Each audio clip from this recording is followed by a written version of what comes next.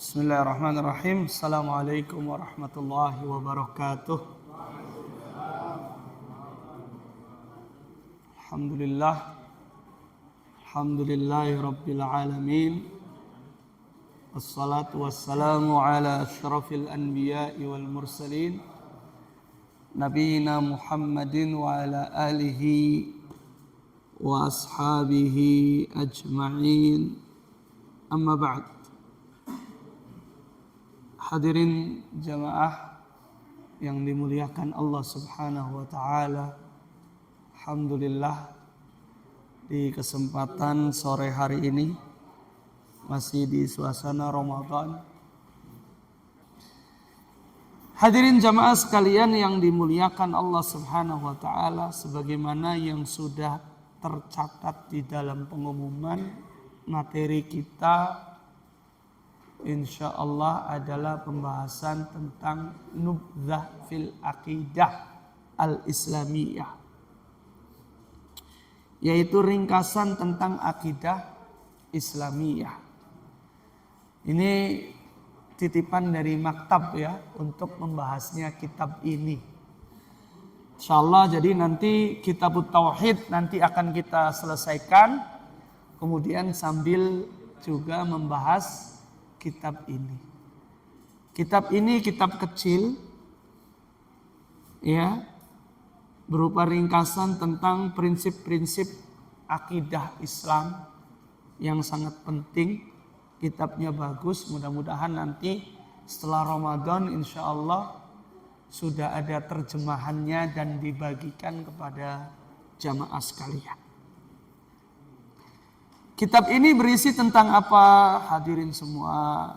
Kitab ini adalah berisi tentang pokok-pokok dari akidah atau keyakinan yang dimiliki oleh seorang muslim, yang wajib dimiliki oleh seorang muslim. Dan di dalam muqaddimah di sini penulis, ya penulisnya orang sini, orang Saudi. Tapi beliau sudah wafat. Namanya adalah Syekh Muhammad bin Shalih Al-Utsaimin rahimahullah.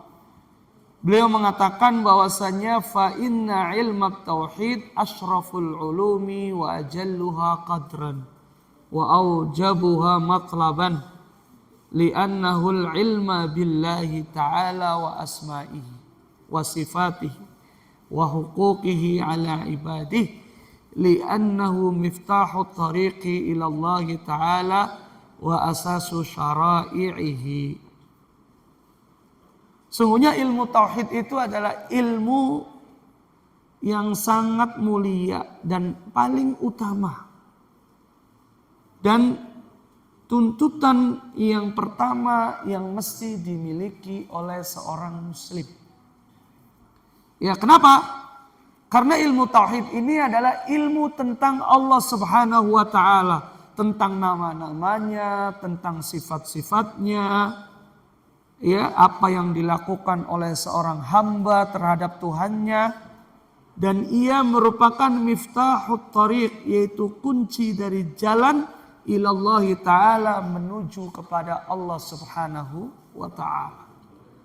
Wa asasu syara'ihi, dan juga pondasi dari syariat-syariatnya. Jadi semua syariat Allah yang Allah Subhanahu wa taala ajarkan ya kepada hambanya, yang Nabi SAW ajarkan kepada umatnya, itu dia berpijak kepada tauhid, berpijak kepada pengesaan kepada Allah Subhanahu wa taala. Termasuk umrah yang Bapak dan Ibu semua lakukan kemarin, itu ada nilai-nilai tauhidnya tidak? Apa buktinya? Labbaik Allahumma labbaik, labbaik la syarika laka labbaik. Itu kalimat apa namanya?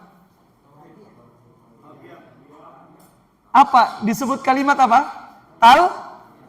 Talbiyah, memenuhi panggilannya, hanya memenuhi panggilan Allah Subhanahu wa ta'ala. Jadi bukan memenuhi panggilan yang lainnya. Ketika kita melaksanakan ibadah umrah, ketika kita melaksanakan ibadah haji, ibadah yang kita lakukan, amalan yang kita lakukan hanya ditujukan kepada Allah Subhanahu wa ta'ala, bukan kepada yang lainnya. Kalau kita tujukan hanya kepada Allah, maka Allah yang akan memberikan nilai. Tetapi kalau ditujukan kepada selain Allah, akan bermanfaat tidak sebuah amalan? Tidak. Kenapa? La in asyrakta la yahbatanna amal. Kalau kalian menyekutukan Allah, maka amal-amalan itu akan terhapus gugur. Ya. Makanya ibadah-ibadah yang kita lakukan itu di sana mengandung nilai tauhid.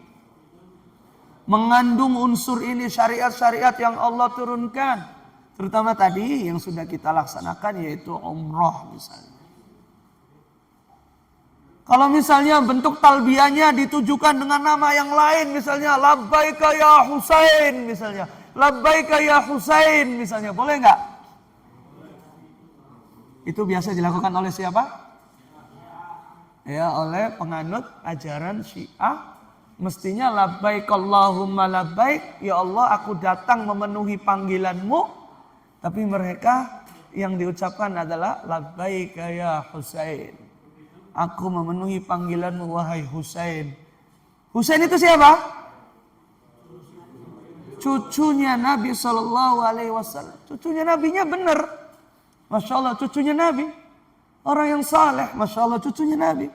Tapi pengikutnya ini mereka hulu, mereka berlebihan, mereka ekstrim, sehingga menyimpangkan ibadah yang semestinya hanya ditujukan kepada Allah, dia simpangkan kepada yang lainnya.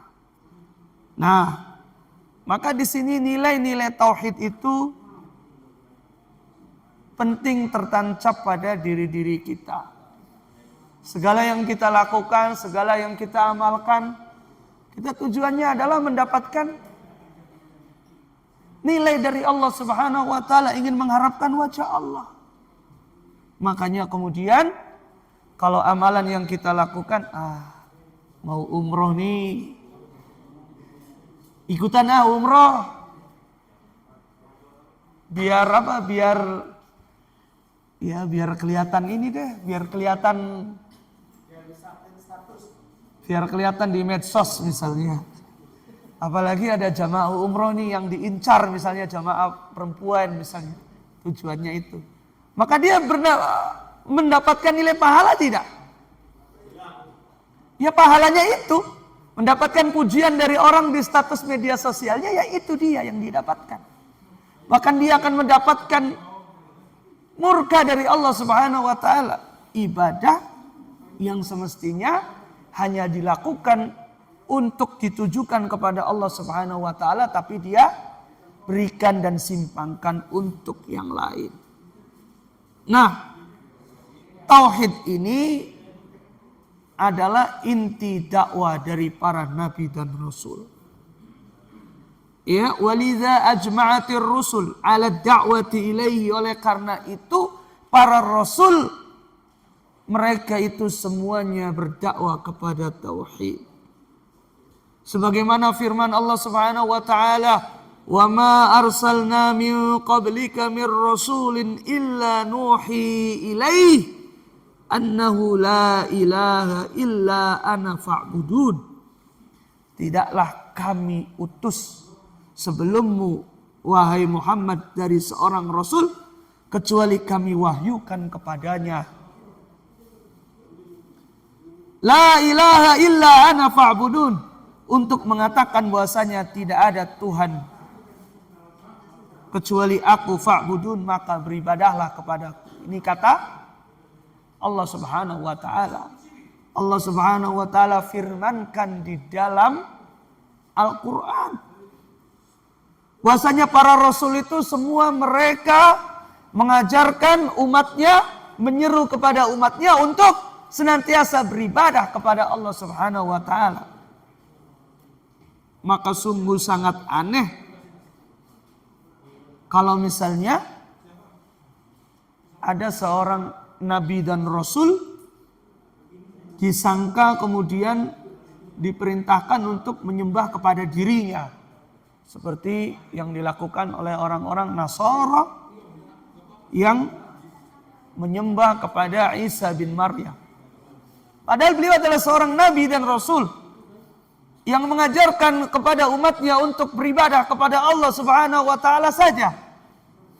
Tapi kemudian disikapi dengan sikap yang ekstrim, yang berlebihan oleh umatnya, sehingga kemudian seorang nabi ini disembah. Yang mestinya seorang nabi itu ya dia adalah manusia biasa. Cuma bedanya kalau seorang nabi dan rasul dia diberikan wahyu oleh Allah Subhanahu wa taala, maka tidak layak untuk disembah. Karena yang wajib untuk diibadahi, yang wajib untuk disembah itu adalah Allah Subhanahu wa taala. Ya, seperti itulah hakikat dari tauhid, ajaran yang dibawakan oleh para nabi dan rasul. Semuanya, dari mulai rasul yang pertama sampai rasul yang terakhir. Secara inti ajaran itu adalah dia mengandung nilai-nilai tauhid. Meskipun syariatnya berbeda-beda antara satu nabi dengan nabi yang lainnya. Seperti kita di syariat Nabi Muhammad ini ada syariat namanya puasa Ramadan selama 1 bulan penuh. Ada sholat 5 waktu yang tidak sama syariatnya dengan nabi-nabi yang sebelumnya. Tetapi intinya adalah al-ubudiyatu lillah, yaitu peribadatan kepada Allah Subhanahu wa taala. Karena penciptaan dari jin dan manusia itu adalah tujuannya adalah untuk beribadah kepada Allah Subhanahu wa taala. Wa ma khalaqtul jinna wal insa illa liya'budun. Tidaklah aku ciptakan jin dan manusia kecuali hanya untuk menyembahku. Tapi Pak Ustadz, kalau kita sehari-hari ibadah terus, nggak kerja, terus gimana anak istri kita makan apa? Bagaimana Pak? Apakah makna dari ibadah itu kita sholat terus, kemudian kita meninggalkan kerja, meninggalkan aktivitas? Apakah seperti itu? Apakah seperti itu, Pak? Karena ada beberapa orang itu yang mendefinisikan bahwasanya kita harus fokus urusan dunia, meninggalkan urusan pekerjaan, udah pokoknya kita fokus ibadah. Ada juga orang yang berlawanan, yaitu ibadah, kerja terus meninggalkan ibadah. Lalu bagaimana kita mendudukkan permasalahan ini sebagai seorang muslim? Bagaimana mendudukkan ini? Memahami ayat wa ma khalaqtul jinna wal insa illa liya'budun. Tidaklah kami ciptakan jin dan manusia kecuali hanya untuk menyembahku, beribadah kepadaku. Bagaimana memahami ini Bapak-bapak? Bagaimana memahami ini? Apakah kita fokus beribadah meninggalkan urusan dunia begitu? Waktunya ibadah-ibadah, waktunya kerja. Dikatakan oleh para ulama, Syekhul Islam Ibnu Taimiyah mengatakan bahwasanya ibadah itu definisinya adalah ismun jami'un likulli ma yuhibbullah wa yarda minal af'ali adz-dzahira wal batinah, yaitu nama yang mencakup sesuatu yang universal, setiap yang diridhoi oleh Allah, baik yang nampak maupun yang tidak nampak. Dan ibadah itu ada yang sifatnya wajib, ada yang sifatnya sunnah, ya kita kerjakan. Kemudian bekerja juga bisa jadi nilai ibadah. Untuk apa? Menafkahi anak, menafkahi istri, ya seperti itu. Jadi tidak bisa dipisah-pisahkan. Keduanya itu bisa digabungkan antara ibadah dan kerja. Orang yang bekerja belum tentu dia itu meninggalkan ibadah. Waktunya sholat, ibadah yang wajib, puasa, masya Allah yang alhamdulillah. Tinggal di Saudi ini, tinggal di sini ini diberikan keringanan. Biasanya kalau kerja dari pagi sampai sore sampai malam, puasa ini masya Allah kerjanya dari sore sampai malam. Kan seperti itu ya Pak ya. Ada keringanan. Ya, jadi seperti itu Bapak-bapak sebagai mukaddimah dari pembahasan kitab Nubzah fil Aqidatil Islamiyah, yaitu ringkasan dari akidah Islam. Insyaallah kitab ini akan kita bahas nanti setelah Ramadan kita akan lanjutkan. Karena waktunya sudah masuk belum nih? Sudah masuk ya, meskipun di jam saya masih kurang 2 menit lagi nih. Belum ya? Oke, baik kita tutup sampai di sini. Silakan berdoa Pak, karena di antara doa yang mustajab adalah indal iftar, yaitu ketika berbuka. Ya, subhanakallahumma bihamdika asyhadu an la ilaha illa anta astaghfiruka wa atubu ilaik. Assalamualaikum warahmatullahi wabarakatuh.